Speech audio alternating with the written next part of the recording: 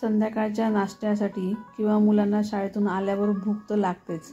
मग भूक लागल्यावर काय द्यावं हा प्रश्न प्रत्येक आईला पडतोच। मग यावर एक उत्तम उपाय आहे आपल्याकडे। आज मी तुम्हाला रवा आणि बटाट्याच्या मदतीने बनवलेले एक सोपे, झटपट आणि चविष्ट पदार्थ दाखवणार आहे, जो लहानपासून तर मोठ्यांपर्यंत सगळ्यांनाच आवडेल।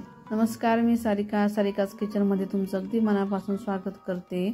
तर मी बनवलेल्या रेसिपी तुम्हाला कशा वाटतात त्या नक्की कमेंट करून सांगा। व्हिडिओला लाईक करा, शेअर करा आणि चॅनलला सबस्क्राईब केलं नसेल तर प्लीज चॅनलला नक्की सबस्क्राईब करा। चला तर मग रेसिपीला सुरुवात करूया। मी इथे 2 चमचे तेल टाकून घेतलेलं आहे। त्यात मी 1 चमचा जिरं टाकून घेतलेलं आहे। जिरं छान तळलं गेलं की त्यात हिरवी मिरची, लसूण आणि आलं हे कुटून घेतलेलं आहे। हिरवी मिरची ही अगदी अर्धीच घेतलेली आहे, तर ती कुटून टाकून घेतलेली आहे। तर त्यालाही छान तळून घ्यायचं आहे।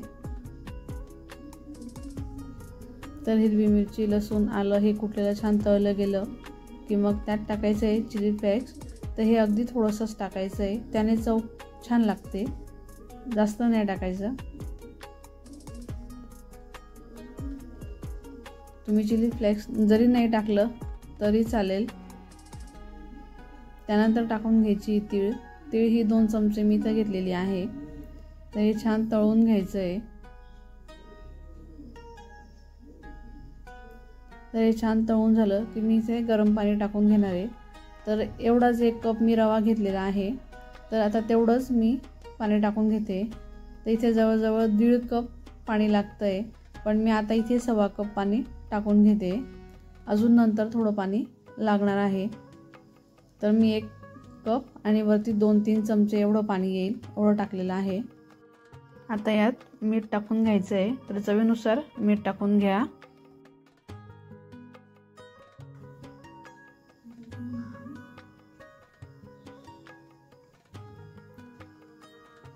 आता याला छान उकळ आली की त्यात आपल्याला रवा टाकून घ्यायचा आहे। हा 1 कप रवा आहे, बारीक रवा घेतलेला आहे। तुमच्याकडे जर जाड असेल तर तोही घेतला तरी चालेल, काही हरकत नाही।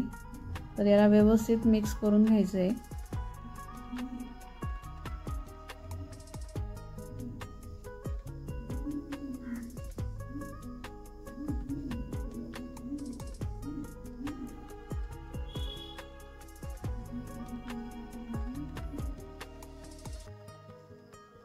सर्व व्यवस्थित मिक्स करून झालेलं आहे। नंतर याला 2 ते 3 मिनिटं झाकून द्यायचं आहे, म्हणजे रवा छान शिजून जाईल। आता रवा पण छान शिजलेला आहे, छान तयार झालेला आहे। मी बरोबर याला 1.5 कप पाणी टाकलेलं आहे, 1.5 कप पाणी लागूनच जातं। त्यानंतर मी त्याला एका डिशमध्ये काढून घेते आणि ह्या रव्याला आता गार होऊ द्यायचं आहे। आता इथे मी सर्वच रवा काढून घेते। व्यवस्थित असं पसरवून द्यायचं आहे, म्हणजे लवकर गार होईल। तर आता रवा छान गार झाला आहे। तर त्यात मी 2 बटाटे बॉईल करून घेतलेले आहे। तर दोघंही बटाटे मी इथे किसून घेते।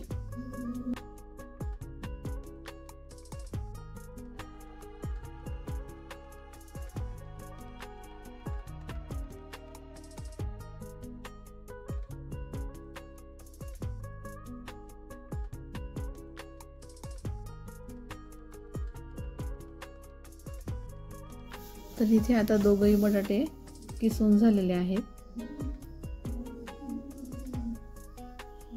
आता हे व्यवस्थित काढून आता मी याला एका ताटात काढून घेते, म्हणजे व्यवस्थित मिक्स करता येईल म्हणून।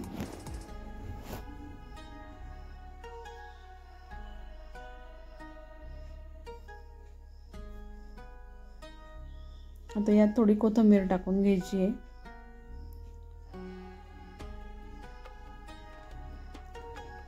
कोथिंबीर टाकून झाली की याला व्यवस्थित मिक्स करायचं आहे, छान मळून घ्यायचं आहे याला, की सर्व व्यवस्थित मिक्स व्हायला पाहिजे।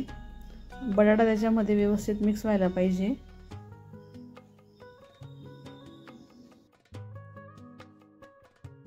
बघू शकतात आता छान मिक्स झालेला आहे। जसं आपण चपातीचं पीठ भिजवतो त्याप्रमाणेच भिजायचं आहे, त्याप्रमाणेच मळून घ्यायचं आहे व्यवस्थित। आता हे छान भिजवून झालेलं आहे। आता इथं पोळपाटवर मी मैदा टाकून घेते इथे पोळपाटला चिपकू नये रवा बटाटा म्हणून थोडंसं मैदा टाकून घ्यायचं आहे आणि अगदी असे बारीक त्याचं रोल करून घ्यायचं आपल्याला. हे अशा पद्धतीने बारीक करून घ्यायचं आहे. तुम्हाला हवे त्या शेपमध्ये तुम्ही देऊ शकतात, असं काही नाही की राऊंडमध्येच द्यायला पाहिजे. तुम्हाला हवं असेल तुम्ही हार्ट शेपमध्ये पण देऊ शकतात. हे अशा पद्धतीने करून घ्यायचं आहे.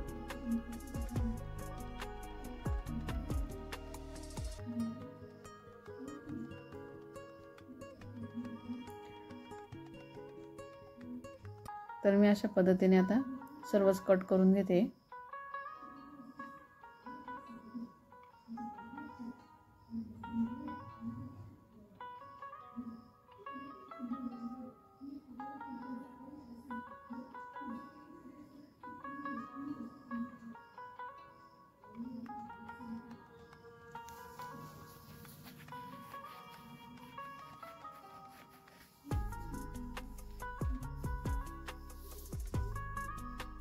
हे बघा अशा पद्धतीने करून घ्यायचं आहे.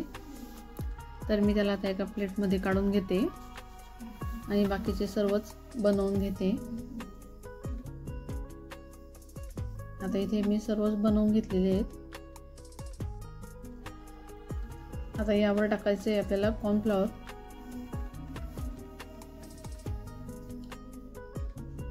कॉर्नफ्लॉवर असं व्यवस्थित लावून घ्यायचं.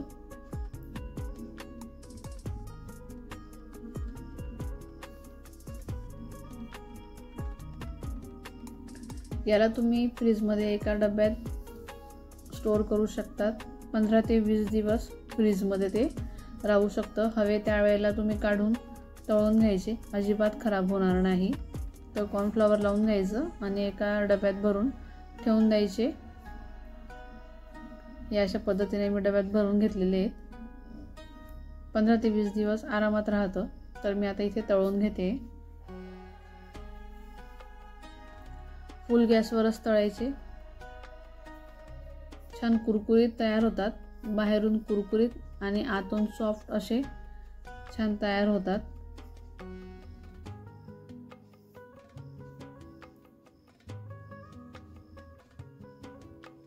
बघू शकता छान कलर येतोय त्यांना. खूप छान लागतात ते खायला. जेवढे मुलांना आवडतील तेवढेच मोठ्यांना देखील आवडतील. त्यामुळे नक्की बनवून बघा.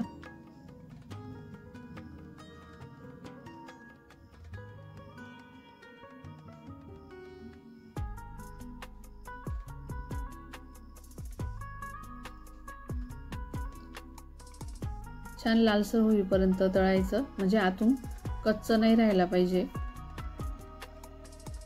आता हे छान तळून झालेले आहेत.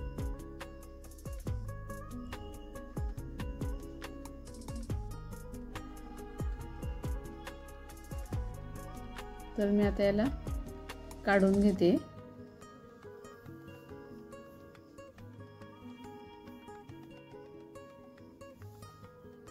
किती छान दिसत आहेत. तर नक्की बनवून बघा. आता मी तुम्हाला एक दाखवते. बघू शकतात किती सॉफ्ट आहे आणि आतूनही छान शिजलेले आहेत. वरून छान क्रिस्पी आहेत. तुम्हाला ही रेसिपी कशी वाटली ती नक्की कमेंट करून सांगा. व्हिडिओला लाईक करा, शेअर करा आणि चॅनलला सबस्क्राईब करा.